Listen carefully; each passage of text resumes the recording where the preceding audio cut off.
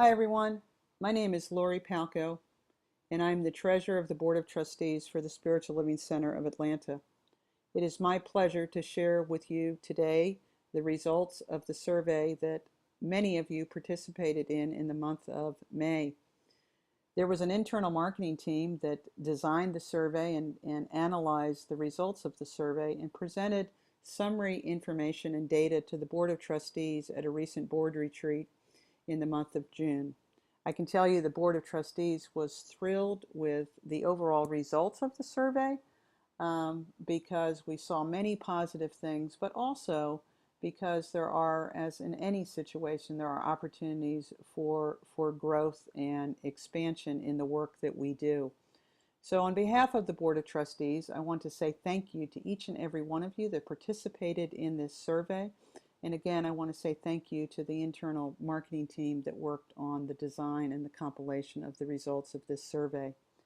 Before I get into the actual results of the survey, I want to just briefly walk through the strategic planning process that the board has been engaged in along with the staff and the leadership team of SLCA. In the month of March, we conducted a leadership team that was comprised of over 40 individuals, including the board, the staff, practitioners, and key volunteers. The biggest output and deliverable of that leadership summit was the creation of 6 core values and intention statements. And those intention statements are guiding principles for all of us in terms of what we do and how we do it. And they're going to be a foundational piece for the expansion of all the work that we do. The marketing team grew organically out of the Leadership Summit based on the excitement that came from that. And one of the first objectives of the marketing team was to say, you know, we need to understand more about where our community is.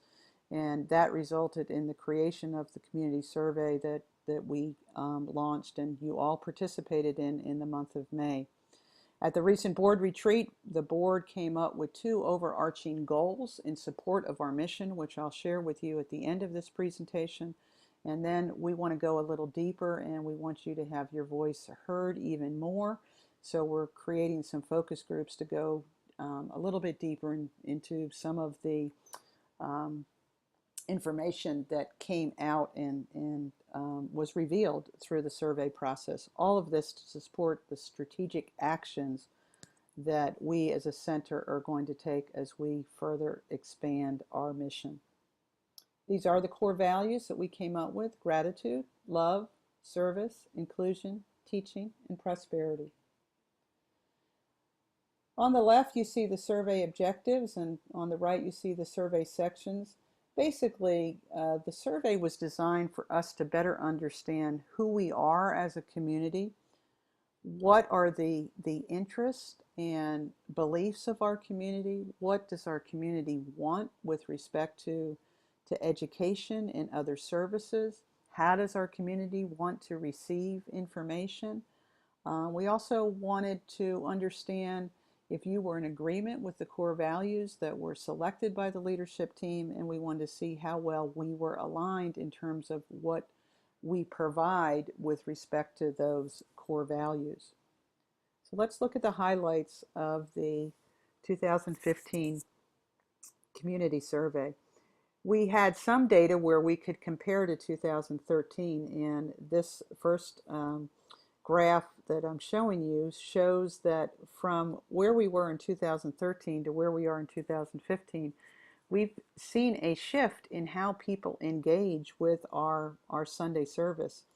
By far, 2015 and 2013, we know that the 11:30 service is still by far the most popular way that people engage with our service as compared to the 9:30 service. But what was interesting about this graph and this information was that between the live stream opportunities and the podcast opportunities, 28% of the people that participated in this survey said that their preferred method for engaging in services involves the use of technology, either live stream, which was 9%, or podcast, which is 19%.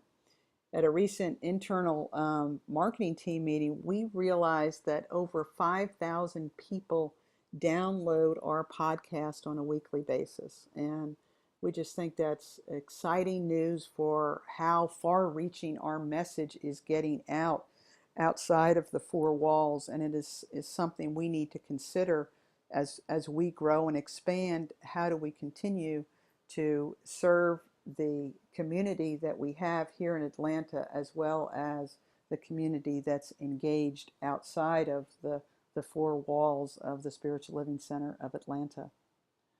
The survey was completed by more non-pledging members than pledging members. Um, I can tell you as the treasurer, I think this is great news, because it says there's still an opportunity for more people to become pledgers.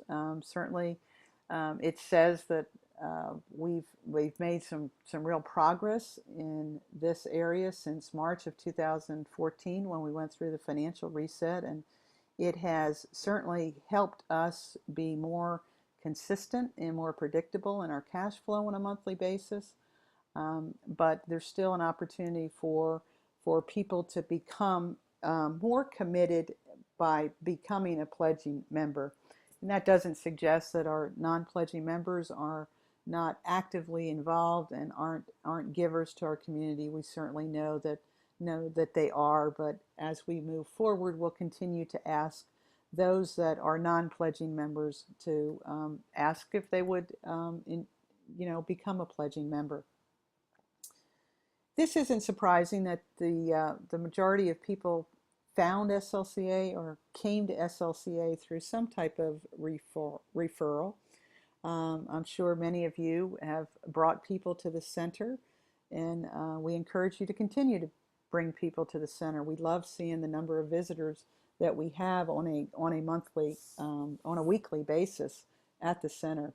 So go out and continue to tell people that as they see you growing and evolving, that Spiritual Living Center of Atlanta is one of the ways that that you're being fed spiritually, and ask them to join you at the center. We asked some questions about what everyone is seeking on their spiritual path, and where do you spend time and money on your inner life. And on the left, we found that 91% of the respondents checked that they were seeking continued personal growth. This question, we ask you to check all that apply. So the results that you see on the left are reflective of all of the choices that each and every one of us made. It's not surprising that continued personal growth is the highest. We know that our community is very diverse, and we come from many different paths. And our teaching is one of individual choice and one of taking individual responsibility for our life. So continued personal growth makes sense that would be the overarching area that people are seeking on their spiritual path.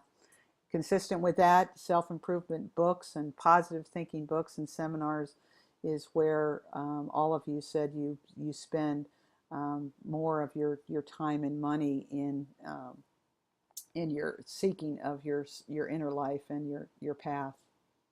Identities and beliefs. On the left, we looked at where people are with respect to what you consider SLCA. Again, not surprising, is that we consider SLCA to be a spiritual center. I'm sure you are like me, and sometimes you slip up and say that SLCA is a church, but we identify with SLCA as a spiritual center. On the right, again, consistent with some of the other answers in the survey, people consider spirituality to be their primary belief, followed closely by science of mind and New Thought. 73% of the people that completed this survey consider SLCA as their spiritual home.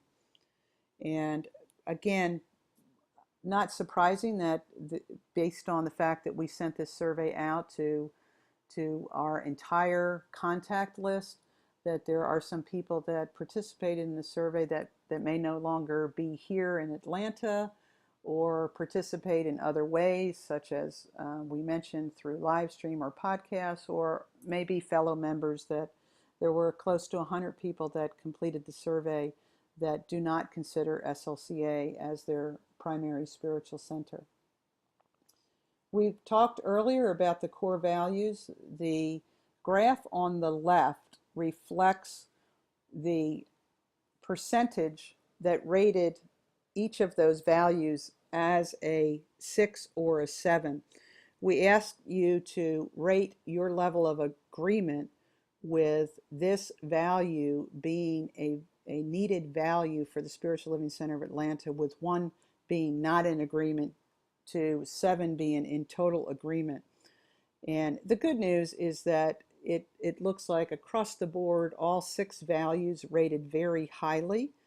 And therefore, we feel good that we've selected 6 values that resonate with our community, with gratitude and love being the highest values at 94% and, well, both at 94% basically. The graph on the right looks at the difference between how important the value is to our community and how well do you think we are aligned with that. Again, the overall results are positive and suggest that we are basically in alignment with those 6 core values, but embracing a growth mindset, we certainly recognize that there's opportunity for improvement, and especially opportunity for improvement with the 2 values that the community said were most important, and that is gratitude and love. And we'll talk about that in a minute as it relates to the focus groups. The areas that had the closest correlation with importance and alignment were teaching and inclusion. We ask you to rate the importance of each of the following from most important to least important. The top 3 that the community said were most important were the teachings at 83%, the friendly, non-judgmental environment at 73%, and the spiritual leader at 69%. Again, not surprising based on some of the other answers to the questions and how people engage with our community, that what was most important is the overall teaching and the actual message. We also wanted to know what were the interests with respect to the types of classes that we offer, both in-person classes and online classes. Spirituality was the top choice, followed by love and relationships, and then abundance and prosperity. We had 123 people that answered questions relative to our youth program, and overall 79% said that the youth program is meeting their needs. And we certainly recognize that the 21% that said the youth program is not meeting their needs, that there is some opportunity for improvement. This was an open-ended question where everyone got a chance to write what they liked most, and then the next slide is what they like least about the Spiritual Living Center of Atlanta. Again, consistent with the chart where we had each of you rank what was most important. The teaching, community, friendly environment were the overarching areas that people liked the most and felt were most important.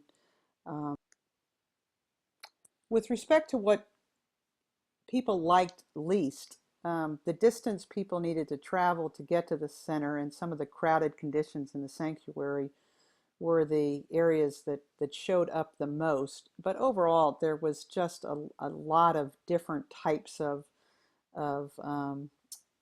areas where people made suggestions for overall improvement. So there wasn't one area that just stood out as something that we could go work on and we would solve a lot of the issues. So overall, there was just a mix, as you can see, of different things that people had suggestions on with respect to what could be improved for the center.